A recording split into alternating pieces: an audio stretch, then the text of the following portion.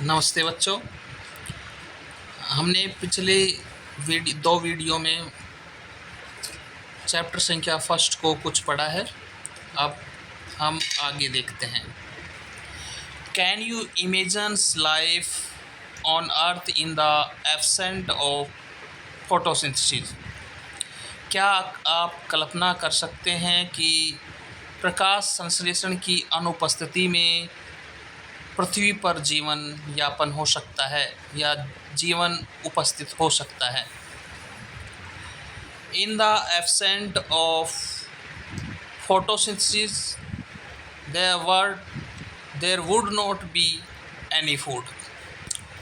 प्रकाश संश्लेषण की अनुपस्थिति में फूड उपस्थित नहीं होगा या भोजन उपलब्ध नहीं हो पाएगा।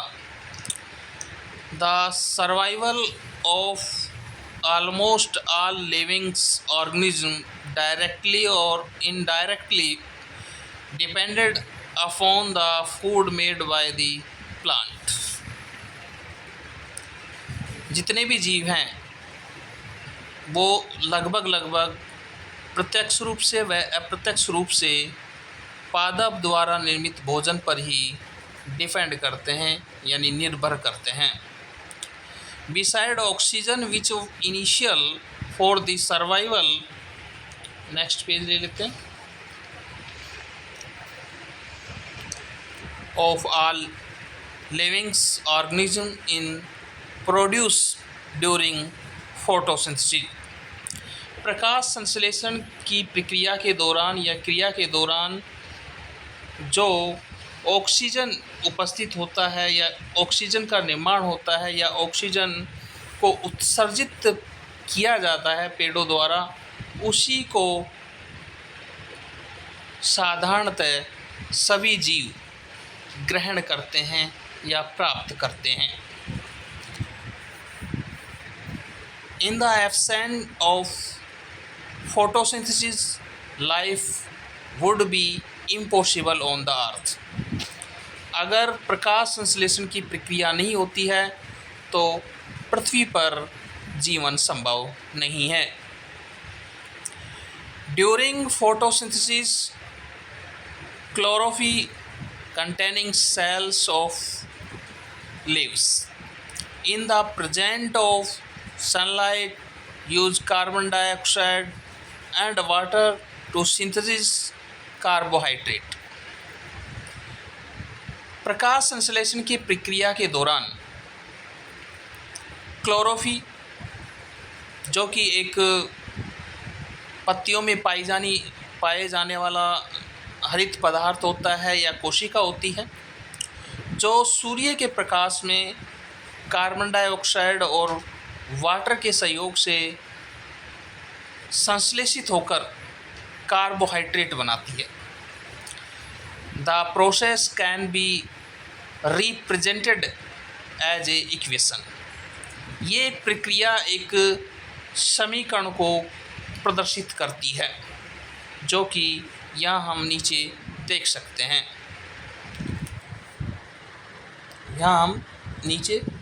हैं। Carbon dioxide plus water, sunlight और क्लोरोफिल की उपस्थिति में कार्बोहाइड्रेट बनाता है। कार्बोहाइड्रेट जो होता है वो पादप के लिए, प्लांट के लिए, वृक्ष के लिए, पौधे के लिए भोजन का कार्य करता है और ऑक्सीजन का उत्सर्जन होता है जो मनुष्य या जानवरों द्वारा श्वसन क्रिया के माध्यम से ग्रहण किया जाता है। यहाँ आप आसानी से देख सकते हैं कि एक लीव्स का स्ट्रक्चर दिया गया है और उसमें स्पष्ट रूप से क्लोरोफिल को भी दर्शाया जा रहा है। ये देख सकते हैं आप, ये क्लोरोफिल है और नीचे गार्ड सेल्स हैं जो कि स्टोमाटा के चारों तरफ दिखाई दे रहे हैं। ये स्टोमाटा है जो कि एक हम कह सकते हैं छिद्र, पत्तियों में जो महीन छिद्र होते हैं वो स्टोमाटा होते हैं और स्टोमाटा के चारों तरफ एक गार्ड सेल पाई जाती है। वो गार्ड सेल इस प्रकार की होती है और क्लोरोफिल मतलब हम कह सकते हैं कि पत्तियों में जो भी हरित पदार्थ पाया जाता है, ये आप देख रहे हैं, ये हरित पदार्थ है और ये हरित पदार्थ क्लोरोफिल के नाम से जाना जाता है। गार्ड सेल का स्ट्रक्चर भी आप देख पा रहे हैं, जिसमें गार्ड सेल का स्ट्रक्चर भी दिया गया है। स्टोमाटा हम कह सकते हैं कि ड्यूरिंग द डे, दिन के दौरान स्टोमाटा का जो छिद्र होता है वो ओपनिंग होता है, खुला हुआ होता है, और नाइट के दौरान ये बंद हो जाता है। ये आपको ध्यान रखना है। ये डायग्राम दे रखा है जिसमें आप देख सकते हैं कि फोटोसिंथेसिस यानी प्रकाश संश्लेषण की जो प्रक्रिया है उसको दर्शाया गया है। यहाँ आप देख सकते हैं कि यहाँ आप ध्यान दीजिए, वाटर और मिनरल्स का जो उपयोग किया जाता है पादप द्वारा वो जड़ों के माध्यम से किया जाता है, और जड़ों से तने के माध्यम से, शाखाओं के माध्यम से ये जो वाटर और मिनरल्स होता है ये पत्तियों तक पहुंचता है। पत्तियों में एक विशेष तत्व पाया जाता है जो हरित पदार्थ के रूप में होता है, जिसे हम क्लोरोफिल कहते हैं। ये जो हरा पदार्थ होता है यानी पत्तियों का जो रंग हरा होता है क्लोरोफिल के कारण ही होता है, जिसमें आप देख पा रहे हैं कि पत्तियों द्वारा ऑक्सीजन को उत्सर्जित किया जा रहा है और कार्बन डाइऑक्साइड को अवशोषित किया जा रहा है यानी वातावरण से ग्रहण किया जा रहा है। उसके साथ साथ आप देख रहे हैं कि सूर्य का प्रकाश लाइट एनर्जी के रूप में यानी सनलाइट के रूप में पादप द्वारा ग्रहण किया जाता है। नेक्स्ट देख लेते हैं, आगे चलिए। During the process oxygen is released, प्रकाश संश्लेषण की जो प्रक्रिया होती है उसमें हम देखते हैं या पाते हैं कि जब ये प्रक्रिया चल रही होती है उस दौरान ऑक्सीजन गैस का उत्सर्जन होता है या ऑक्सीजन गैस रिलीज की जाती है, छोड़ी जाती है। The carbohydrate ultimately gate convert into the starch, धीरे धीरे जो कार्बोहाइड्रेट होता है जो भोजन के रूप में उपस्थित होता है वो धीरे धीरे कन्वर्ट होना शुरू हो जाता है, बदलना शुरू हो जाता है और स्टार्च के रूप में बदल जाता है।